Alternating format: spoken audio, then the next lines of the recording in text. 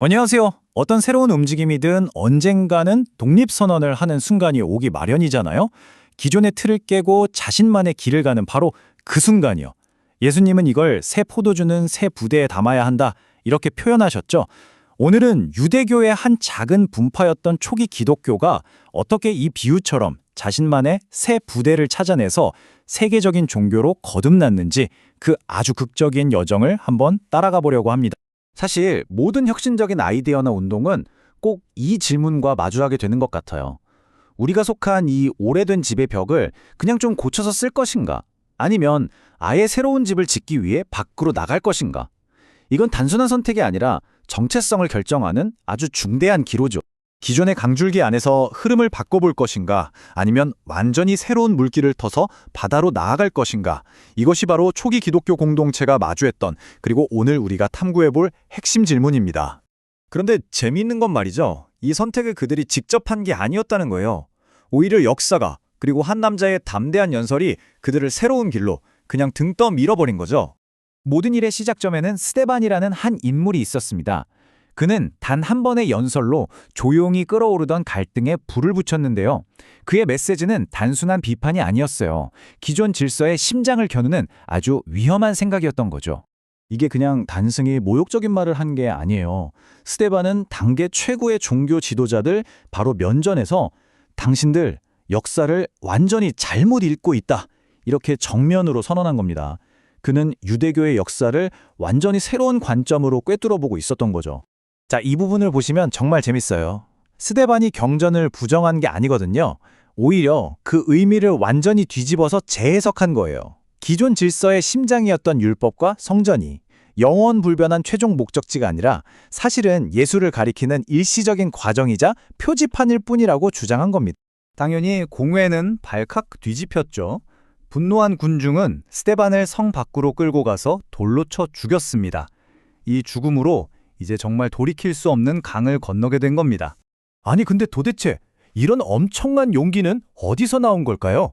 시간을 한번 살짝 뒤로 돌려보죠. 이 모든 에너지의 근원이 뭐였을까요? 스데반의 그 연설이 있기 불과 몇 년 전만 해도 예수의 제자들이라고 해봐야 고작 120명, 그것도 지도자를 잃고 완전히 절망해서 두려움에 떨며 숨어 지내던 사람들이었어요. 하지만 딱 7주 뒤 오순절이라는 축제일에 그들을 찾아온 건 로마 병사가 아니었습니다. 모든 걸 바꿔놓을 말 그대로 영적인 대폭발이었죠. 상상해보세요. 그렇게 숨어 지내던 사람들이 단 하루 만에 3,000명이 넘는 거대한 움직임으로 폭발한 겁니다. 이 엄청난 변화의 동력은 딱 두 가지였어요. 예수가 부활했다는 확신, 그리고 성령이 우리에게 힘을 준다는 믿음. 네, 바로 이게 오늘 우리가 이야기하는 새 포도주의 정체입니다. 예수의 부활과 오순절 사건을 겪으면서 이전과는 차원이 다른 완전히 새로운 영적인 에너지가 터져나온 거죠. 스데반의 죽음 이후 당국은 당연히 이 새로운 움직임을 싹부터 자르려고 했겠죠. 그런데 그 탄압이 정말 아무도 예상치 못한 결과를 낳습니다. 그러니까 핵심은 이거예요. 예루살렘에서 어떻게든 억누르려고 하면 할수록 오히려 이 사람들이 로마 제국 곳곳으로 흩어지면서 메시지가 퍼져나가는 정말 역설적인 상황이 벌어진 거죠. 마치 바람에 날리는 민들레 홀씨처럼요. 특히 시리아의 안디옥이 이 새로운 운동의 중심지가 되는데요. 바로 여기서 그들이 처음으로 그리스도인이라고 불리게 됩니다. 사실 처음엔 그리스도 따르는 이상한 놈들, 이런 조롱 섞인 별명이었어요. 그런데 이들은 그 이름을 오히려 자신들의 정체성으로 자랑스럽게 받아들인 거죠. 그리고 안디옥은 유대 세계를 넘어서 전 세계를 향한 선교의 심장부로 떠오릅니다. 이제 이 확장되는 운동에 신학적 뼈대를 세워줄 결정적인 인물이 등장할 차례입니다. 근데 그 인물이 누구였냐면요. 아이러니하게도 초기 교회를 가장 지독하게 핍박했던 가장 무서운 적이었습니다. 바로 다소 출신의 사울이죠. 그랬던 그가 이제 곧 교회의 가장 위대한 옹호자가 될 운명이었습니다. 사울은 다마스크스로 가던 길에 부활한 예수를 만나는 아주 강렬한 체험을 하고 완전히 다른 사람, 즉 사도 바울로 거듭납니다. 교회의 적이 교회의 설계자가 되는 정말 영화 같은 순간이죠. 바울이 왜 그렇게 중요했냐면 그 사람이 가진 배경이 정말 독특했기 때문이에요. 그는 엄격한 유대인 바리새인이었고요. 동시에 그리스 철학과 언어에 아주 능동했습니다. 게다가 제국 어디든 자유롭게 다닐 수 있는 로마 시민권까지 있었죠. 유대인, 헬라인, 로마인 이 세 개의 세계를 모두 품고 있었던 거예요. 바로 이 점이 유대인들의 신앙을 전 세계인을 위한 보편적인 메시지로 번역할 수 있는 그야말로 완벽한 조건이 되어준 겁니다. 바울이 내놓은 그 혁명적인 사상의 핵심은 바로 이겁니다. 구원은 율법이라는 어려운 규칙들을 다 지켜서 얻어내는 게 아니라 그냥 믿기만 하면 은혜로 주어지는 선물이라는 거죠.